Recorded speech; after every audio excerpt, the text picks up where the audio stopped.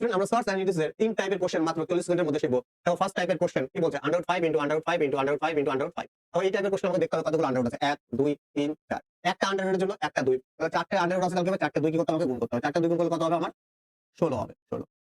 এবার আমরা কি করতে হবে যে নাম্বারটা আন্ডাররুটের মধ্যে আছে সেই নাম্বারটা লিখে নাও। তারপরে কি করতে হবে এই 16 থেকে 1 কম করে পাওয়ারে বাই আকারে লিখে দাও। তাহলে কি হবে 15/16।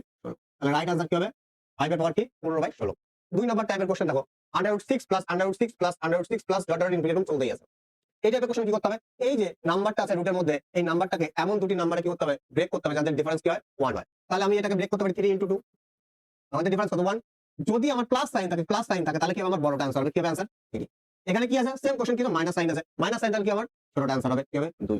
এবার 3 নাম্বার টাইপের question √7 into √7 into √7 dot dot dot infinity. এখন এই কোশ্চেন আর এই কোশ্চেনের ডিফারেন্স কি এখানে প্লাস মাইনাস আকারে এখানে কি ইনটু আকারে যদি ইনটু আকারে থাকে যেটা থাকবে সেটাই আমার কি হবে রাইট आंसर হয়ে যাবে। এরকম সঠিক পাওয়ার জন্য কি করো এখনই ফলো করো আর লাইক করো।